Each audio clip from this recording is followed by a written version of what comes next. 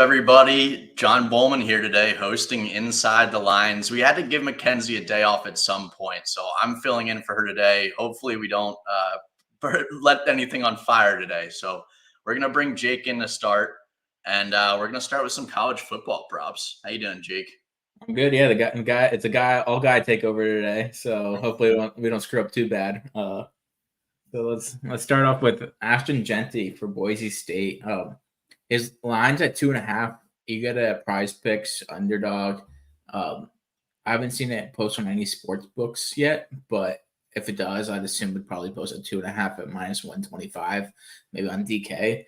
We have him projected for 2.9. Boise State starting a true freshman quarterback in this game, and UCLA has a lot of guys on their defensive line out, so I could see a lot of dump-off passes to the running back and Genty here. So I like this play. Is that game this weekend? Yeah, this game is Saturday. There's 5 bowl games. Yeah, I know bowl games scare the heck out of me. The good thing about Genty is he's only a sophomore, and he reaffirmed that he's coming back to Boise next year. So I like them to get him involved. All right, and the other one, Jake. Yeah, Rashad Amos. Amos over anytime touchdown score. He's at -106 on FanDuel. This one surprised me a little bit. He was just at -106 because he scored in 9 of his last 10 games. Most of those games, he's had multiple touchdowns. He's going up against an App State defense that's allowing 5.2 yards per carry. They've been getting torched on the ground. This got torched against Troy. Gave up 270 yards against Troy. I think they gave up 300 yards against Southern Miss earlier in the season. So I'm really surprised that this line is so low. We have them scoring a touchdown in 65% of our simulations. So I like this play, especially since I think Miami, Ohio had multiple quarterbacks transfer, and Amos is a redshirt sophomore, so he's not going to draft or anything. I'd be shocked if he does. So I like this play. Yeah, I mean, there are a lot of players that, especially with how college football is, a lot of players that, are going to sit out bowl games, and we might not necessarily know about those until right before. So I trust no one other than you about those players, Jake. But we've also got a question for you. What do you think about ULL +3 tomorrow? That scares me because ULL has had a ton of injuries, transfers, and I'm just like staying off a lot of these games. That's why I took some of these props. I am on the Boise State under, which we hit, I think, last week, just because of both teams had a ton of transfers and opt-outs, especially in important positions. I know Garbers has been banged up for UCLA, and Boise's starting a true freshman at quarterback, so they don't want to be run heavy. Both teams are solid against the run, but there are several opt-outs on the D-line. Boise should have everyone on the D-line, so that scares me a bit, but it just bowl games scare the heck out of me, like Nick said. All right, last question. Since you're talking about it in the chat, we'll let everybody talk about it. What do you got here? Yeah, I like Diego Papi. I don't mind his prop lines at all. He's going against Fresno, who doesn't have the best defense. They've gotten torched as of late. So I don't mind this play at all. I could say I would play maybe his pass yards and rush yards combined, because usually he goes well over in one of those aspects. So I don't mind that. Awesome. And yeah, that's a good point, Nick S. The Tulane game was absurd yesterday. Best -6.5 cover I've ever had in my life after going to double overtime and Tulane being down 3 with 0.8 seconds left. So that was awesome. Unfortunately, well, guess what, John? I got +7.5. So I hit permanent +7.5. So I guess we both are winning there. Perfect middle right there. We should have talked about that. But no college basketball plays today, unfortunately. But we're going to go to NBA next. We've still got some basketball. So we'll bring in Steven here as well. All right. And we'll start off with the one that both of you like the most. Both of you are on this play. Tyrese Maxey over 24.5 points, -125 at MGM. Jake, what do you think? We'll have you go first.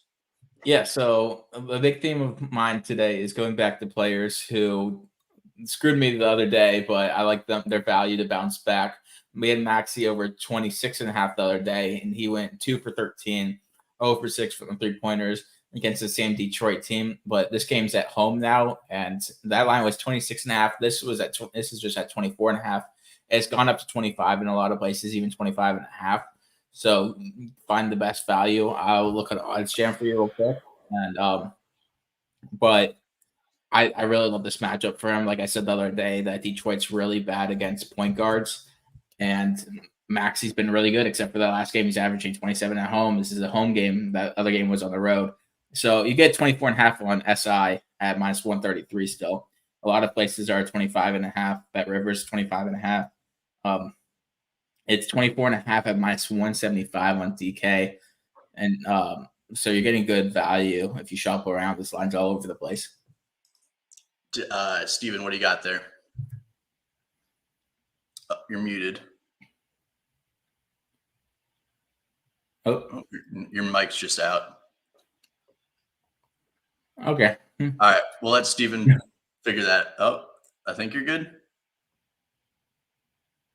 No, not good yet. All right, Jake, we'll have a guest college basketball play question for you here. What do you think about the Gonzaga UConn under? Let me pop up the model. This game scares me because both teams like to play fast pace. I did play something that's kind of correlated to this. I played Donovan Clingan under 15 points just because he's not much of a scorer, and he could get in foul trouble against some experienced bigs here, and Graham Ike and Anton Watson. We have 154. So we have a slight over lean here. We have 154 points here. It really just depends on the pace early in the game. This is a good, probably live bet opportunity. If teams are coming out on fire, maybe just play the over, depending on if you get a good value or if you see undervalue, depending on it. Looking at some of the expert picks on Sportsline, Mike McClure, who has his own college basketball model, he's really good at, is the under, but then Bruce Marshall has the over. So there's a lot of split opinions on this game. All right, Jake, and we'll go to your other NBA props first. These are your two. I had Tyrese Halliburton and Kyle Kuzma over 5.5 3 points made. I'm all over the Tyrese's today. So we have them combined for 7. The over under in this game is 259 points, which is insane. We have Halliburton projected for 4 threes, and we have Kuzma projected for 3.1. So even if both hit 3, the over hits here. I like this play. 2 really bad defenses, lots of shots going to go up. Give me an over on prize picks here. All right, Steven, you good? Maybe not. You're muted still. All right, something's wrong with the mic there. Oh, I think no, Mackenzie sabotaged Steven. That's what we're going with. We'll blame it on Mackenzie. Definitely not me hosting today. But all right, we'll go to some other plays then. Jake, we got some questions here. What do you think of Melton over 10.5? Melton's been really good this season. I know a lot of people are on his over the other game, which didn't hit, but I don't mind D'Anthony Melton play at all. I just played Jabari Smith over 12.5 points. We have him at 13.1 points in the Houston versus Memphis game. I think that's a really good opportunity for Jabari Smith to have a big game. Look what else we have. So we have Melton projected for 12.5 points. So pretty good value there. All right, and we'll hit 1 or 2 other questions here before we move on. What do you got about Tobias over 14.5 points, Jake?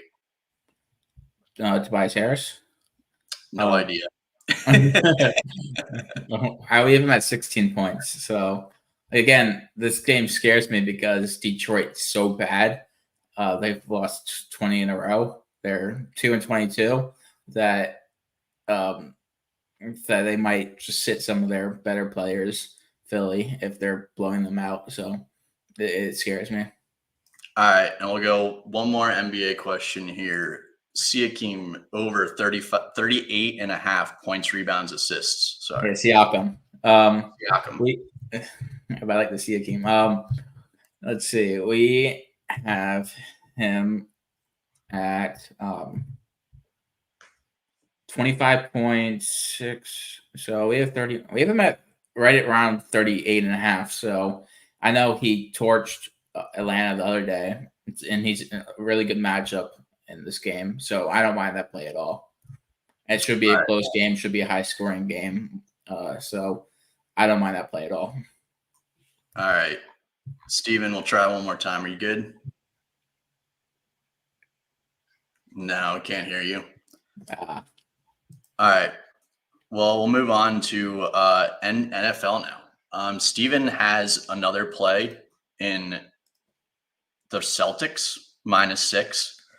So he can either give his rationale in the chat, or Jake, do you have any thoughts on this game at all? Yeah, so we have the Celtics winning 116 to 104. So we have them winning by 12. Good value here. I don't mind this play at all. I know I got my Kristaps Porzingis over 5.5 3-points attempted in the last minute of the game the other day. So I'm happy with them. They covered the 8.5 barely against Cleveland yesterday with some late game scoring. But yeah, Steven says it's down to 5.5 with Al Horford likely to rest. But I don't think Al Horford's going to make a big difference in this game. So I don't mind it at all. Awesome. All right, we'll go on to NFL now then. Let's pull this banner down. And 3 of these props are Steven's. I'm not sure. I think the first 3, one of the first 3, but we'll bring Derek in as well. Jake, this Jordan Addison one, is this you? This is me. Yeah, I can give out Stevens as well. The NFL I studied a little more than the NBA today.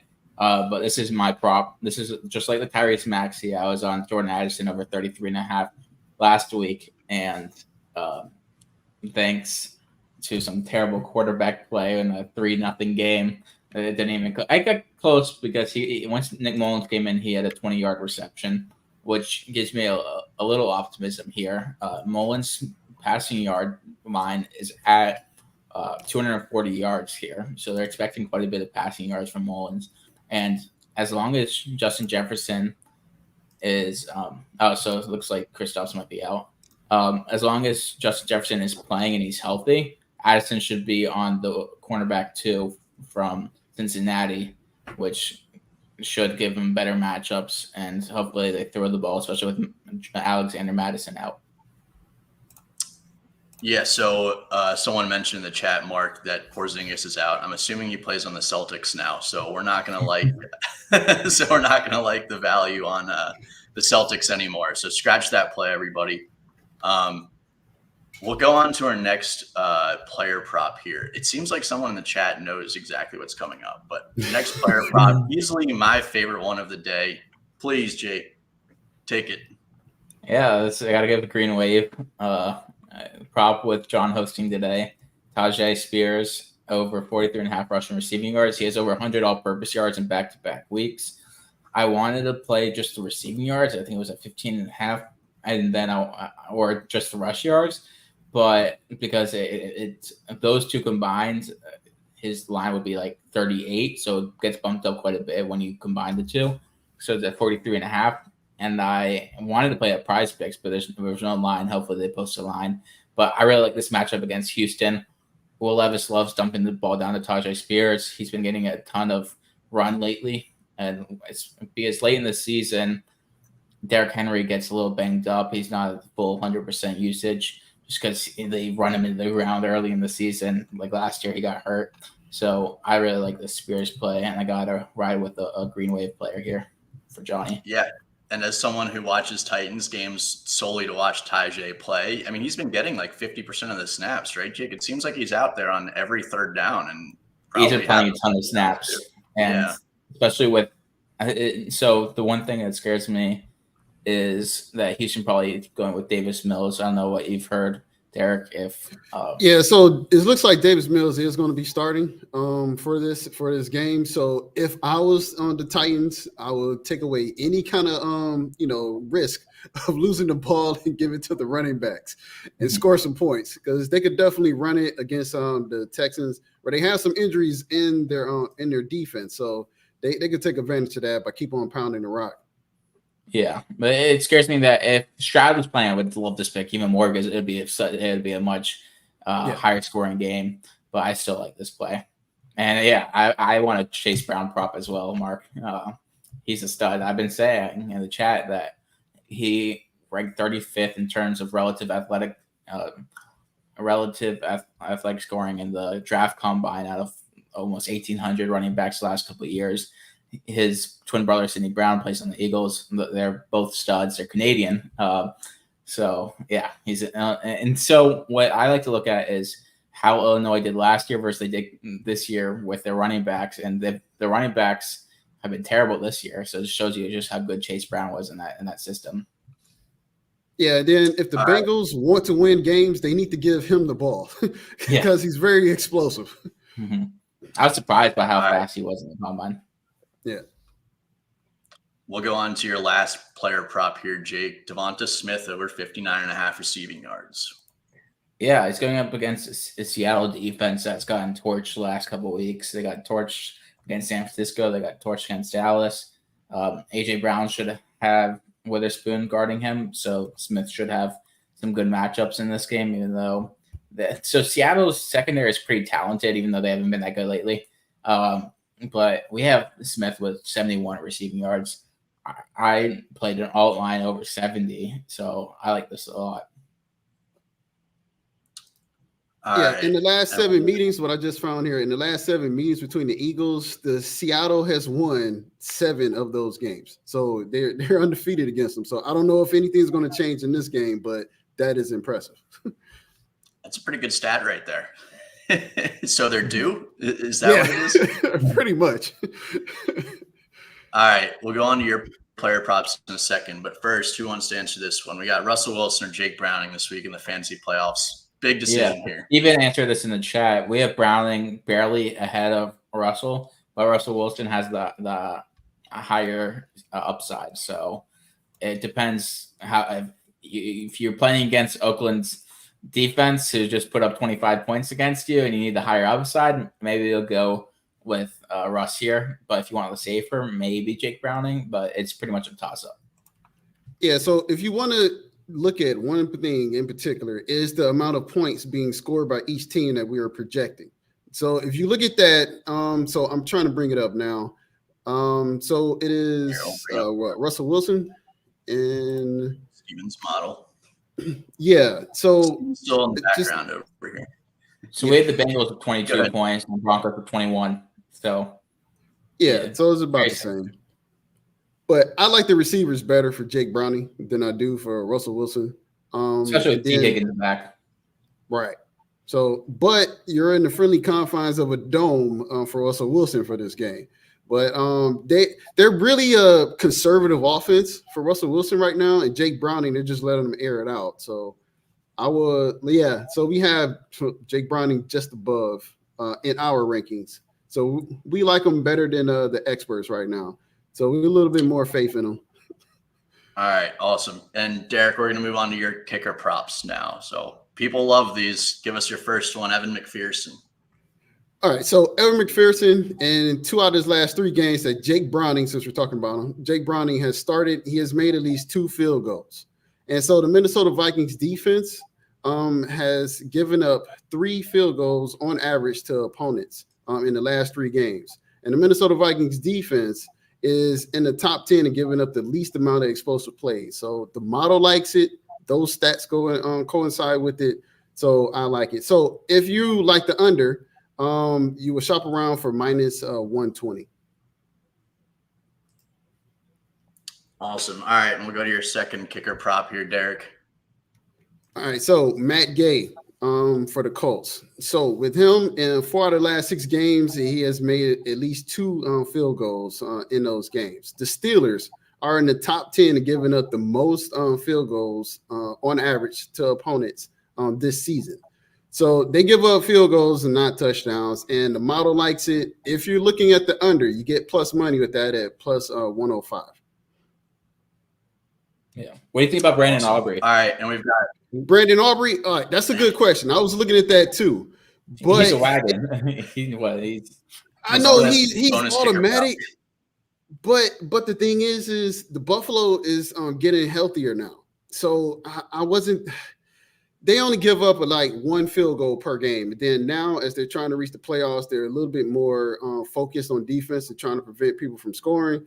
So, and then it's outside in Buffalo. That kind of scares me with the indoor kicker. All right, we'll move on. We've got our last few NFL player props here. These are Steven, so we'll let one of you guys just hit on these real fast. But our first one is Bijan Robinson, over 19.5 reception yards. I believe someone in the chat saw this coming, but if anyone wants to explain this.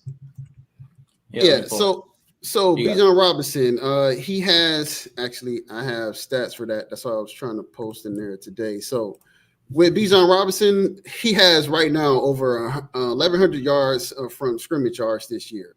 And that's the most by any Falcons rookie in 13 games. So they're giving him the ball now because they really need to. So he has, we have 64 projection yards for him. So I really like that play by Steven. Yeah, we have 26 receiving yards projected. I thought it was rushing. Sorry.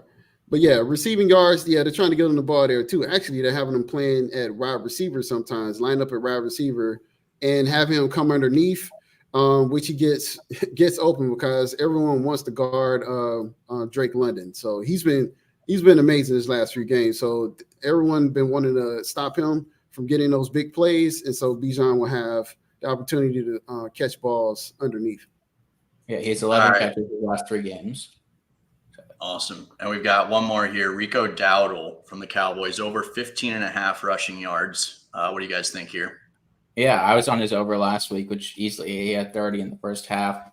He's getting a lot of run.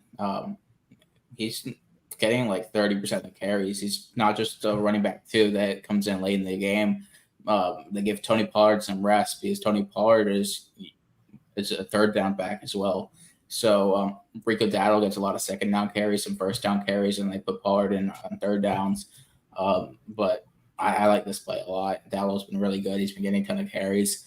He did cost me when I had 18.5 against Seattle, and he had 15. But I still like this play. He's been getting a lot of run. All right, and we've got one more of Steven's props, but I think I can explain this decently well as a Ravens fan. Of course, it's a Ravens prop. Steven had to get one in there. You know he did. But Keaton Mitchell, over 57.5 rushing and receiving yards. He's been getting a lot more usage lately. He's been on the field as well a lot more. It seems like Gus Edwards is really only coming in the red zone as much, and Keaton Mitchell's getting a lot more rushes. It seems like whenever he touches the ball as well, he's running for 6 or 7 yards. So I think I have a good idea of why Steven likes this, and I definitely like this one as well. But that's it for all of our plays today, y'all. We really appreciate y'all tuning in, especially for I do as a stand-in host. I really appreciate everybody coming in. So other than that, happy to give you all these plays, and hopefully we can give you some winners. And we'll see y'all on Monday at 1.